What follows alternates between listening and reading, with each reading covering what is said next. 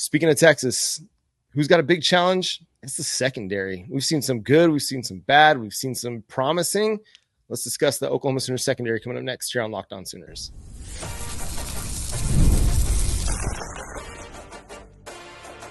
You are Locked On Sooners, your daily podcast on the Oklahoma Sooners. Part of the Locked On Podcast Network, your team every day. Before we get to the cornerback conversation, Jay, I want to ask you real quickly. Would you prefer to see Quinn Ewers or Arch Manning in Red River Showdown? Man, that's a tough one.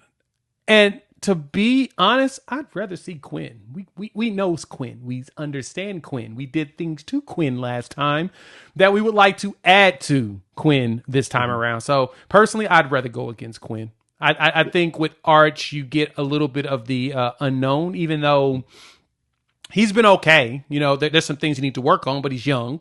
So that's kind of the expectation. I don't want him to compound it against us. So to me, give me Quinn. Yeah, I think I'd want to go with the inexperienced guy. I mean, he's got a couple starts or one start under his belt and some other playing time as well. Or 2 starts. Do you have 2 starts or 1 start? I can't remember. 2. Okay. Yeah, 2. I know he started the Mississippi State. Yeah, he started La Monroe as well. I'd rather play against the guy that's a little bit less experienced than the guy that's been in college football now since like forever. Oh my gosh, he's been around for a while. I remember when actually I started hosting Locked On Sooners, he had reclassified that August to that class so he could go join Ohio State. So that's like 2020 basically at this point. Yeah, he's been around a minute. So I'd rather have Brent Venables up against an inexperienced quarterback. As good as Arch Manning is, I'm not going to sit here and say he's not a good player and he's not fully capable of potentially beating an Oklahoma defense. It's just the inexperience versus the experience in a big game like this. It matters. And that's going to be a big talking point when it comes to Michael Hawkins that we'll dive into at some point as we get ready for the Red River Showdown. But the Oklahoma Sooners secondary, we've seen some really, really good things out of them. We've seen some moments where like, oh man, just kind of makes you shake your head a little bit. Where do you stand on the Oklahoma Sooners secondary now after 5 games, Jay? So it's kind of weird to say. Brent Venables did some media time tonight and last night. And he talked about this one thing. He said Woody Washington's been banged up the last couple of weeks, and he really has looked like it. He kind of looked like he wasn't himself, getting cooked on a regular basis. So for me, it's when you have a very aggressive defense, you're going to give up big plays. The big thing is that I appreciate the fact that we were actually competitive in a lot of those plays. I mean, the passes were perfect and the receivers were catching them. Yeah. For us, it's all about we got to do a better job of getting in the right positions and getting in the right spots on certain play downs. Like, right, that Tennessee play where Thornton caught the ball, went 60-some yards for a touchdown. Billy shouldn't have came up like he was going to defend the run, right? He should have stayed a little bit midfield or deeper. Because that 2nd and 2, that's when you take a shot. That period. That's the only time it makes the most sense because especially if you're a team that runs as much as they will, they're going to run it on 3rd and 2. They'd rather take the run on 3rd and 2, but 2nd and 2, you can at least try deep and see if you can, sting the defense. And sure enough, they did. Same thing with Auburn. To me, the corners, I feel like we got a little too much confidence sometimes in the way that we defend. And I need people to get a little bit more, not only scrappy, but I need to get their heads turned around so they can try to get some of these interceptions because the ball's been coming right close enough that they can pick it if they're watching it. But it feels like they're getting a little too confident and then they find themselves behind and they got to chase somebody down. We got to get better at that. Yeah.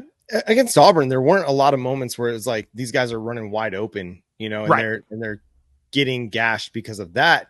It was just really competitive plays by a trio of wide receivers. It's really, really good between Keandre Lambert-Smith and Cam Coleman and Malcolm Simmons. That's a really, really nice trio. Kind of understand why Deuce Knight wants to go play with them.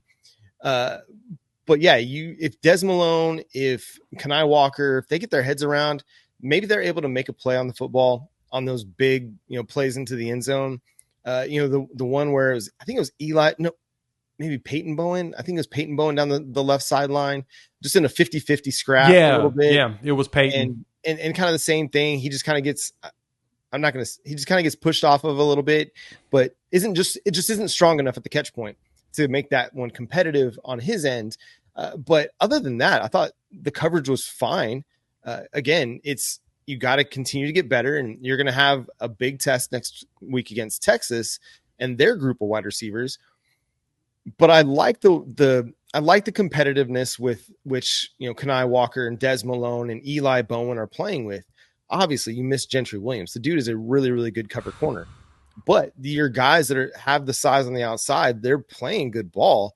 It's just now it's connecting the dots between, hey, I'm in the right spot. Now I'm in the right spot and I got to get my head turned around, or I got to understand where I'm at on the field and know, like, hey, the ball should be coming soon. Let me get my hands up, my head turned, so I can play this ball in the air and make it a little bit more difficult at the catch point. Safety wise, we got to feel good with where Oklahoma's at right now, right? Oh yeah, absolutely. Robert Spears-Jennings he's one of the highest graded, safeties in the country right now. He's doing a great job, not only in coverage, but also, on the blitz and tackling, right? He's the one that's jumping routes and getting interceptions. That's what I need to see more of out of the secondary just as a whole. You know what pass is coming, right? Mm-hmm. You've done a good job of putting everybody in the right positions to where you can jump up and go take the ball. You know where they're going to go.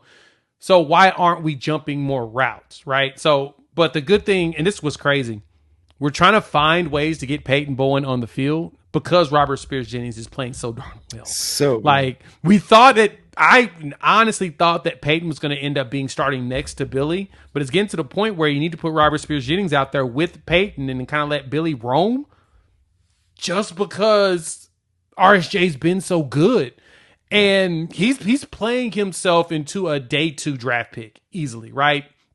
If not very late into day 1. Safeties don't really go very high in the NFL draft nowadays. They're not considered, there's enough of them out there. You've got to be just elite. And honestly, he's playing himself to where he could be 30 to 60, no problem. So if he keeps this up,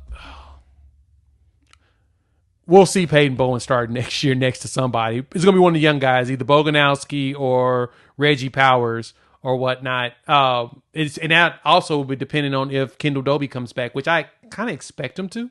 Yeah. After having surgery, I expect him to come back next season. And Dobie, Powers, Boganowski, and Peyton Bowen. Oh gosh, that safety room's going to be nasty. Yeah. And Jaden Hardy is shown to be a little bit of a dog Hardy out there as well. It's encouraging. Yeah, Robert Spears-Jennings has been playing lights out, and I think I just remember back into the 2022 season when he got on the field for like 2 or 3 snaps in that Kansas game, and the way that he played with speed and chased down Jason Bean and hit him hard going out of bounds. Like that's kind of when you kind of opened your eyes to the potential of Robert Spears-Jennings, and now that potential is being fulfilled. And we're seeing every single week, the dude is making a significant play, whether it's as a pass rusher or in the secondary in pass coverage. Like the dude is just standing out all over the field. Billy Bowman, I think, is having another really, really nice season. I think teams are avoiding it. They're understanding where Billy Bowman's at in coverage, and they're honestly purposefully trying not to throw it his direction because he's so good at getting to the football. He just has the 1 interception this year, but I think it's by design. Teams are trying to avoid the middle of the field because they know Oklahoma's got some guys that can defend the pass. And Auburn did a pretty good job at that until they didn't, and that's what cost them the game. But the secondary, I think the safety group is as good as we thought they'd be. Got to be a little bit more disciplined in some of the play action stuff. But and I think the cornerback group, I had some concerns about it coming into the season. If there was an area on this team that I thought was the weakest link on the defense, it was corner.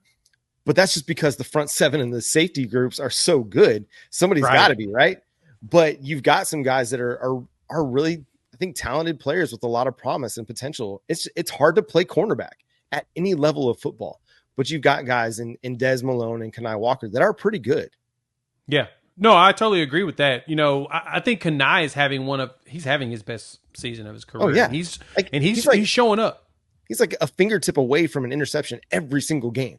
He really is, and he's the one that's out there going with the jumping routes, and the one that's paying attention to where he can get out there and get the right breakups. The problem is when they go deep on him, right? Yeah. It feels like there's an overconfidence there. But at the same time, he's defending it well.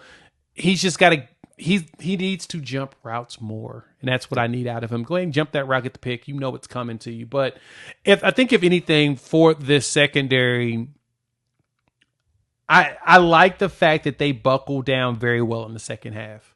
Mm-hmm. I just need to see it more full game. Now it sounds like Eli Bowing's earned himself some more PT, so you'll probably see a lot more him to go along with Dez, who's really good in zone. He's been fantastic, and he's been on some one-on-ones, right? Him and Mario, they battled it out against Tulane, and Mario's been cooking everybody except for us, right? I think we'll probably see more Dez on number one wide receivers a little bit more often, but Eli Bowen's going to be rotating in there or whatnot, and he may be short. He's really fast, and he's very scrappy, right? He's been fighting his whole life. Let's put it that way. Right. Well, and I think he gives you an option as your coverage cheetah. Yes. Samuel Masigo's done a great job filling in or stepping in for Kendall Dolby.